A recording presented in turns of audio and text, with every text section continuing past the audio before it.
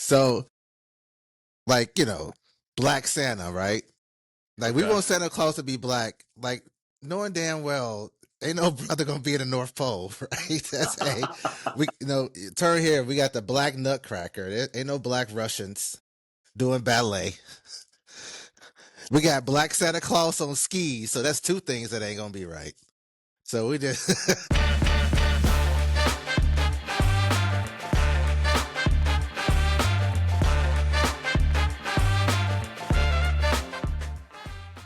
Phil, episode 2. I could say welcome back officially, right? Welcome back. We're not canceled yet.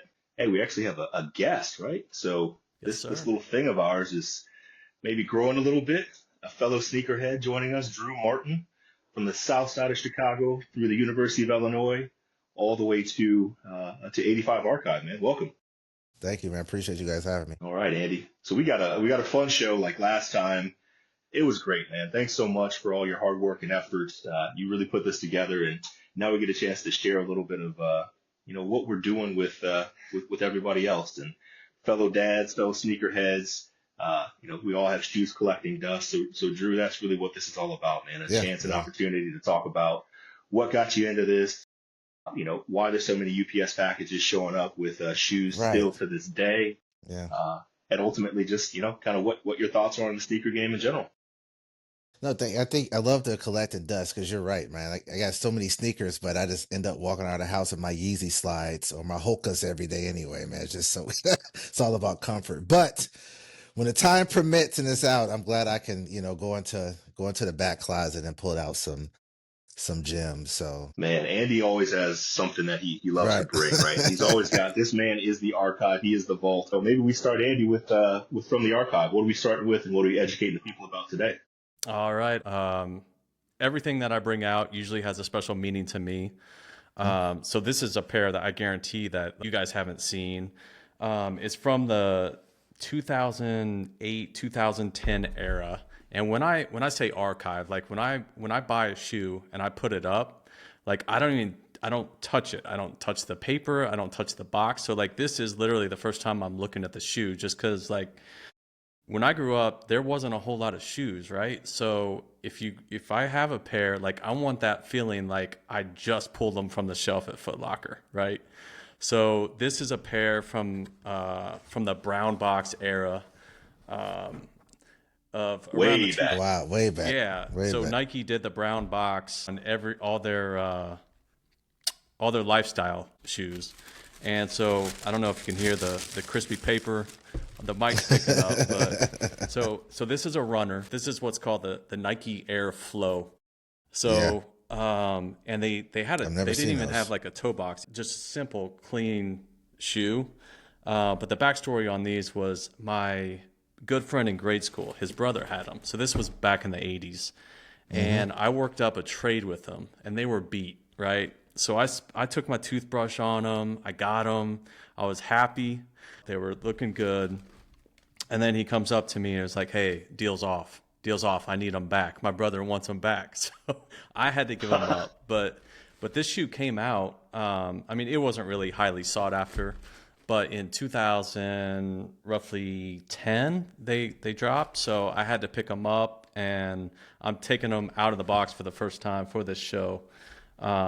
Midsoles are a little they're a little dry, so I'm afraid to wear them. But I mean, it's a solid shoe. So it's called the Nike Air Flow. It's a beautiful colorway, man. That really pops, and it looks like the sole had some different colored treads too. So love the attention to detail on that.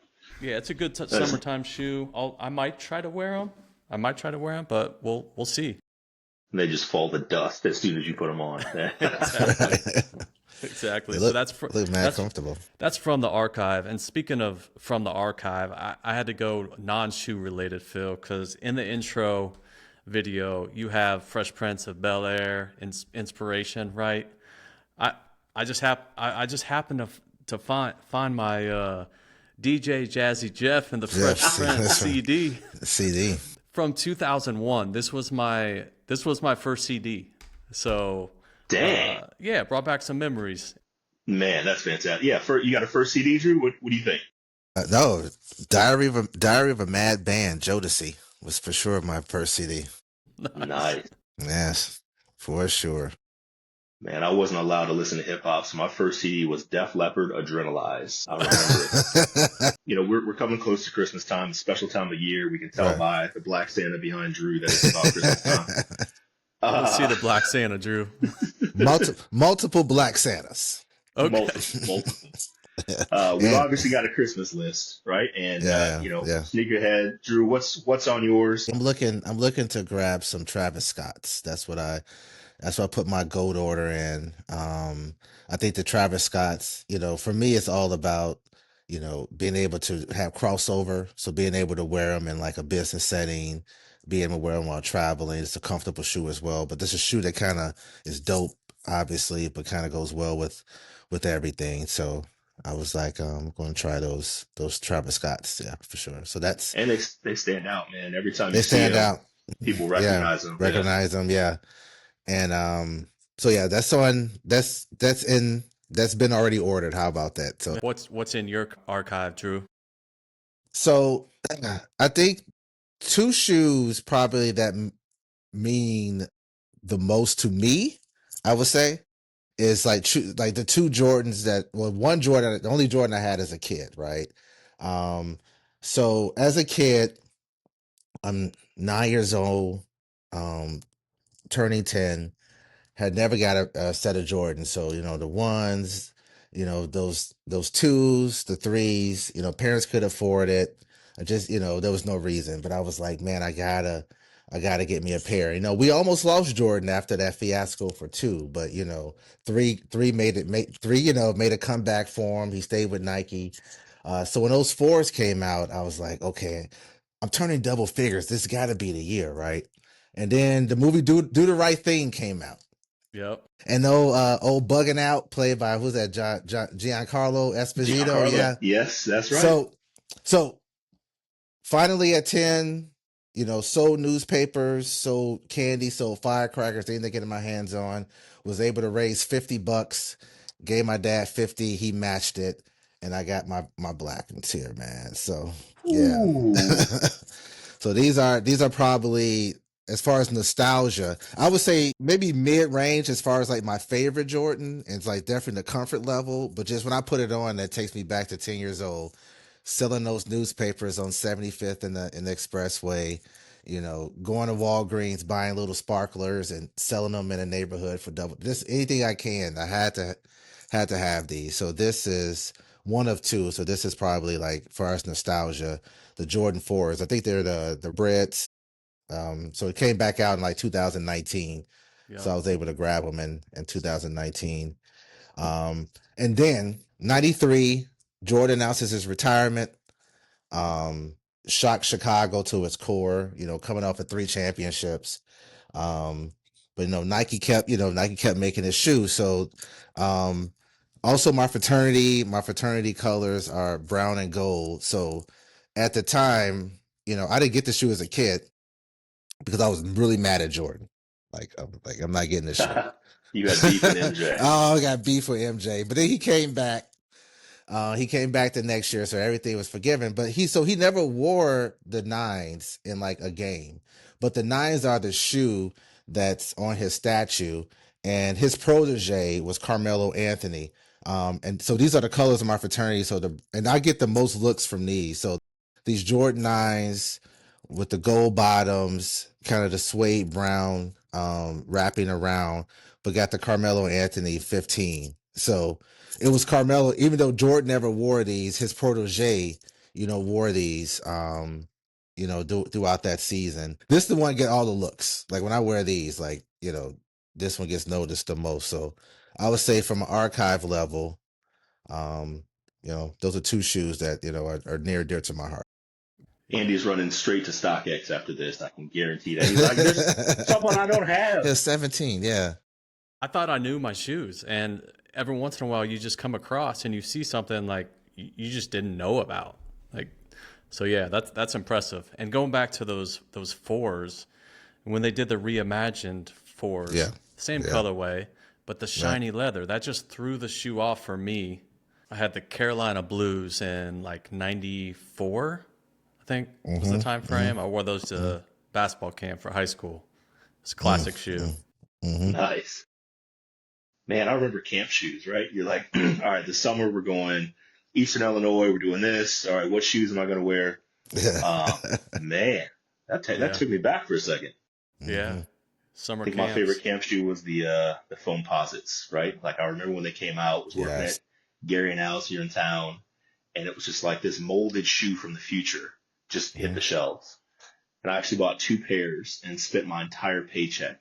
Prior to getting that paycheck, I owed them money still by getting two pairs of foam posits in the bright electric blue, just because it was it was the shoe of the future. Just like Dippin' Dots ice cream is the ice cream of the future. I think we got lied to. Marketing worked really well Yeah. back then. Penny Hardaway, right?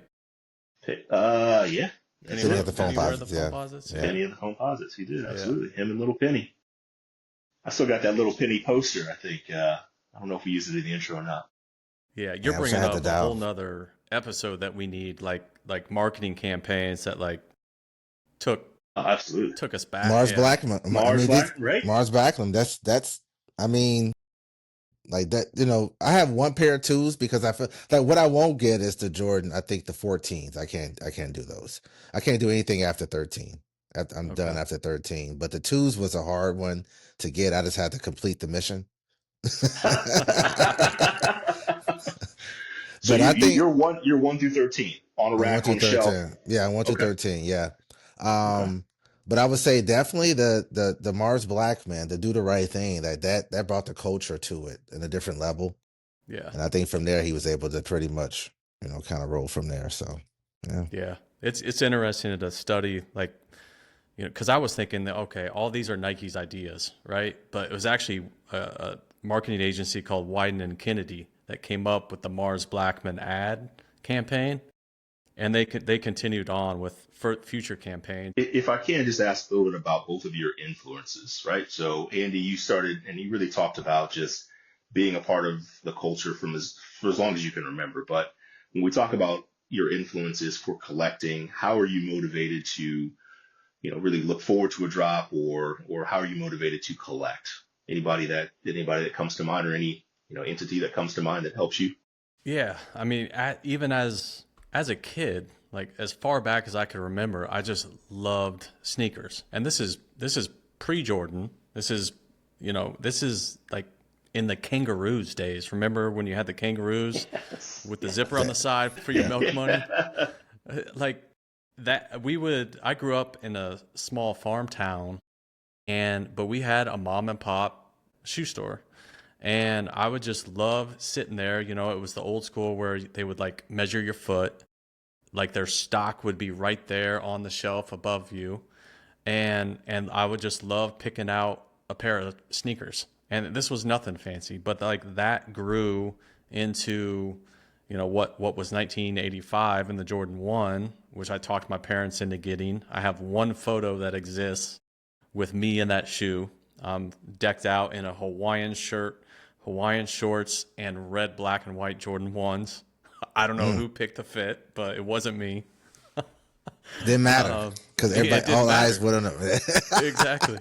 So I have Doesn't matter. one sad photo of me in that Jordan 1, Yeah. and it's even the shoes are even cut off. So, but it's a memory.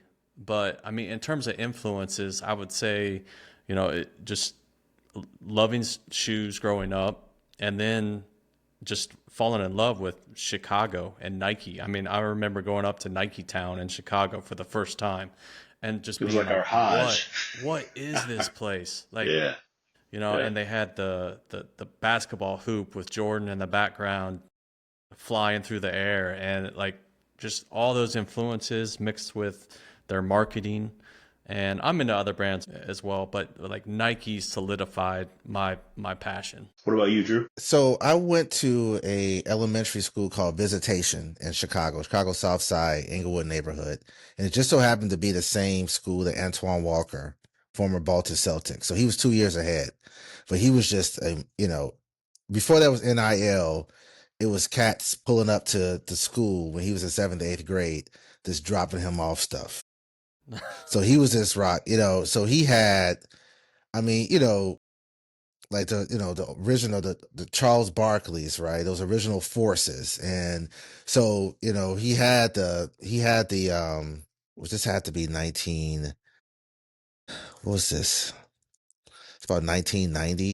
And he was Antoine Walker. So he's dunking on people in seventh and eighth grade. So he was the idol. So that was probably my muse. It's like I want to be like this dude. And so that's when I started noticing all the shoes. And unfortunately, on the bad part about it, you grew up in the South Side of Chicago in the early '90s. Such thing called the crack epidemic. So as the neighborhood is deteriorating, there's a lot of cats making a lot of money.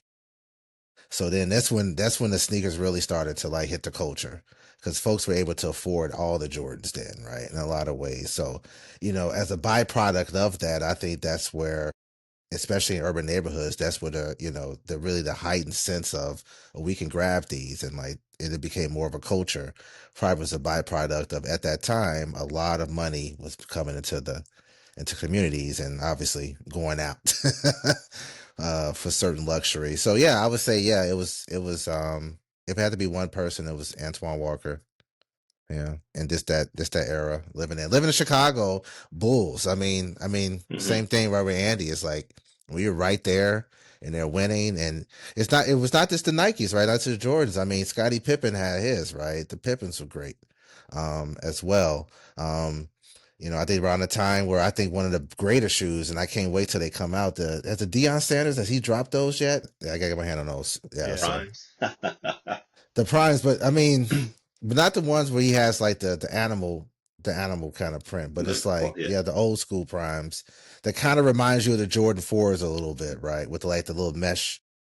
And there was some sneaky shoes that kind of, I'm gonna hit you guys with this, the Patrick Ewings, Oh yeah. Yes. like for Oh about a yeah. good for 1 year run. Oh yeah. Those the will still Patrick, pop up every now yeah, and then. You're the like, oh, Patrick there's some Ewings Ewings. did Yeah. some, yeah, the Ewings did some damage. But yeah, the Nike Town, exactly, man. You walking in and you seeing the jump man there, and you were like 4 floors, and you're like, Fourth. Yeah. whoa. Ooh. Yeah. I got a photo. I was in a pair of Nike sandals. It was called the Air to Mm, Shoots. I don't know if you remember those, the sandal. It was called the Air to Shoots. I had some decent hops, so I went up and grabbed the rim. I'll post a photo just right, for proof. All right. right, Just for proof. Yeah, that's Just fun. for proof. Drew, did you ever customize shoes for your line? I do have a customized shoe from a See? kid from a kid from Decatur. All right. So, fraternity. Um, when I moved back to Champaign, I started to reactivate some of the schools, some of the undergrads. Just to actually mentor too. I like mentoring young cats, and I struggled a lot when I was here, and I know what it takes. So it's try to do that. So one dude was so appreciative, and he like paints sneakers. So he said, "Hey, if you send me a pair of any like clear white sneaker, I do a paint job for you." So I sent him some all white Jordan 1 golf shoes. And yeah, and he just painted it black green here, like the color that put a little Okay. flag there for the whole green. Really kept like what would you call this, Andy? Like, these Jordan 1s, how they have the like the snake skin kind of print Yeah, like it's around it. like an embossed. Yeah, yeah, exactly. So yeah, it did a great job. So yeah, yeah, he sent these back to me. But yeah, he lives in Decatur. He went to Illinois State. Um, lives in Decatur, but it kind of turned me on to. I remember doing that when Nike. I think they still have it where you can customize your own sneaker For sure. on the Yeah. on their website. I remember doing that like way back in the day. But yeah, I kind of like that. It's like, okay, I'm probably the only one in the world with this. So once One of again, one. Yeah. so just like my Olu Kai's, this is another shoe. So this is my golf trip shoe. So anytime I go on a golf trip, this is the kind of, I'll take my golf shoes that I wear on the course, and these are the shoes I will wear, throughout the rest of the time. So once We need again, to get his social. Can you I pop it will up on do. the screen, I will Andy, do.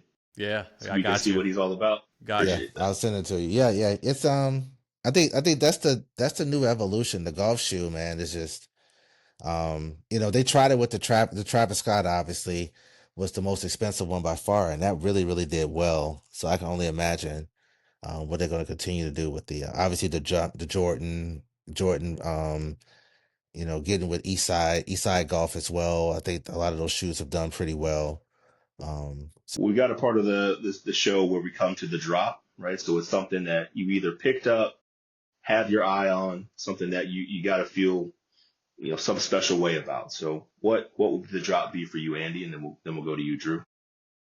So I keep my eye on release dates. I'm sure you guys do too, just to like circle, just like you were talking about, Phil, last episode with the East Bay, like circling what you want. Like that's my way of doing that. So I would say I have my eyes on. One is the Jordan 5 black and silver with the shiny tongue. I mean that's the Mars Blackman era, right? I think those are reimagined, so they're doing Nike's doing some slight tweaks to that shoe. So I've seen some on foot photos and it looks pretty good.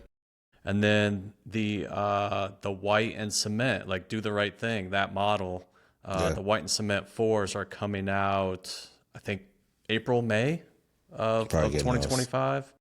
Drew, what about you? Anything you got? Sure. I was recently in Oregon for the Illinois Oregon game. My college roommate and Lion brother is senior VP for Nike, and so I was able to like go to like the employee store, and I've been trying to avoid buying dunks, but I was like, I gotta just at some point I gotta own one pair of dunks, right? It's only so I saw these dunks in the employee store, and he gets like a I don't know 70% discount. So I paid literally nothing for these, but I love the colors.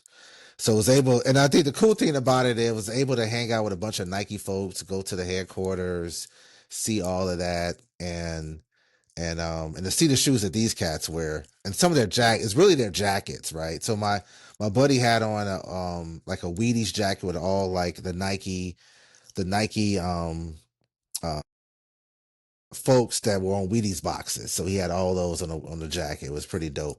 But yeah, it's for my first pair of dunks. Just picked these up whenever Illinois played Oregon in late October.